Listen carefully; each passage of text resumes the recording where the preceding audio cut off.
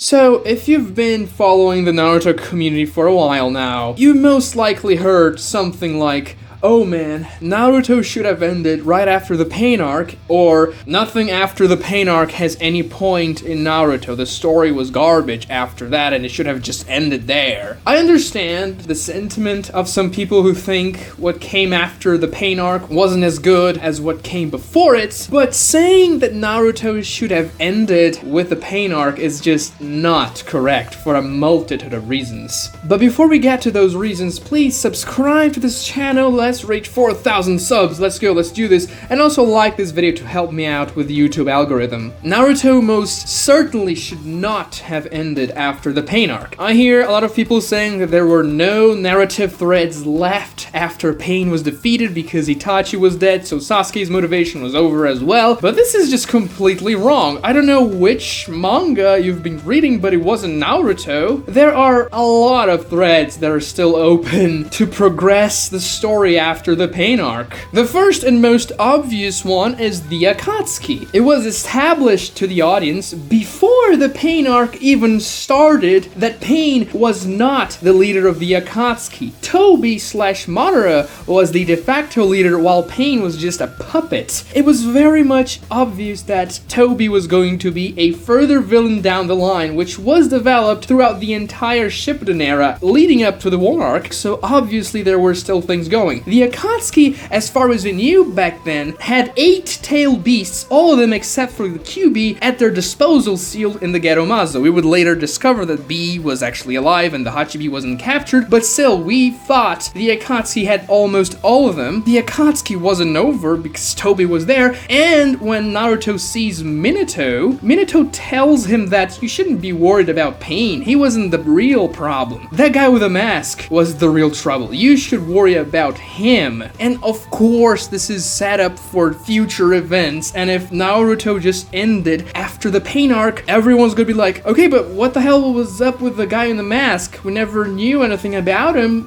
What? The claims as to why Naruto should have ended after the Pain Arc are mostly because, oh, the arcs of the characters are completed and Naruto got the recognition from the village that he's always wanted. But Naruto also wanted to become the Hokage. He wasn't really ready for that after the Pain Arc. Sure, he had grown very powerful back then, but he wasn't experienced enough, seasoned enough to become a Hokage. He was a Genin, and of course he was much more powerful than a Genin. I mean, he is just getting a title because he is Hokage level in strength, but he wouldn't have the know-how to command an entire village and interact with your nation and neighboring nations as well. And that's something Naruto learned during the War Arc when he had to lead the Shinobi Alliance. Or, well, that's at least what Kishimoto tried to imply, because I kind of think that was a missed opportunity. Naruto should have learned more leadership skills in the War Arc. It did have some of that, but not as much as I wanted. Still, Naruto isn't the Hokage yet, so Naruto couldn't have ended after the Pain Arc anyway. The next thread that's completely open is Sasuke,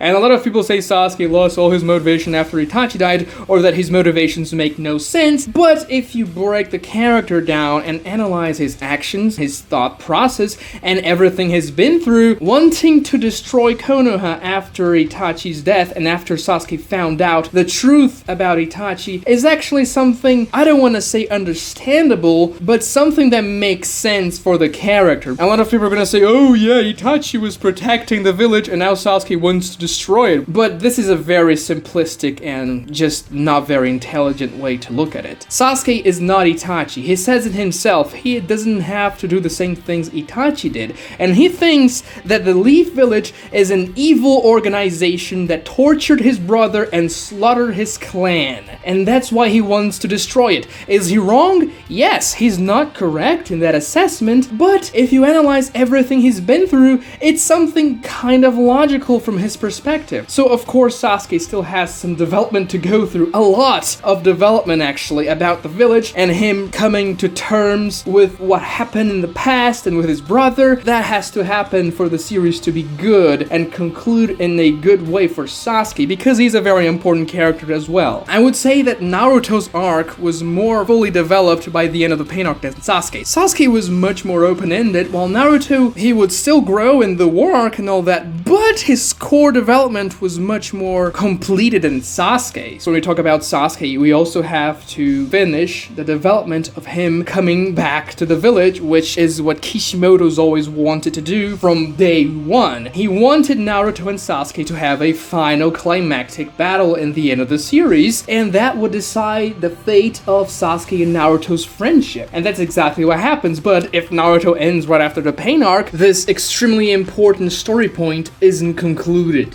Another thread that was still very much open was Kabuto. Kabuto gained Orochimaru's powers, and we knew that during the Pain Arc. We knew Kabuto had implanted Orochimaru's cells and was scaly and all that, and everyone was like, oh, what's up with that? What's gonna happen? We also saw during the Pain Arc that a squad of ninjas from the Leaf Village was actively looking for Kabuto, so that's something important as well. If the series ended after the Pain Arc, everyone's gonna be like, okay, but what was going on with Kabuto there? You didn't really explain or anything. I guess there was a setup that never got a conclusion. I agree with the people when they say that the Pain Arc is a very climactic arc that feels like the end of something, but in my mind, it symbolizes the end of the second act of the series. It goes like this. Part 1 of the manga is Act 1 and the whole story. Then Shippuden from Chapter 1 up until the end of the Pain Arc is Act 2, the middle of the story. And then Act 3 is the War Arc. And I think that makes perfect sense because there were so many threads opened after the Pain Arc. Ending the story there would be very dissatisfying. Yes, not everything in the War Arc was great. The arc, up until when Madara shows up, was pretty lackluster, and the way it ended with Kaguya was by far the worst thing to happen in the series. Except for Burrito. But there were so many great moments in the War Arc that we would have never gotten if Naruto ended after the Pain Arc, and I prefer having those moments than ending the series before them. For instance,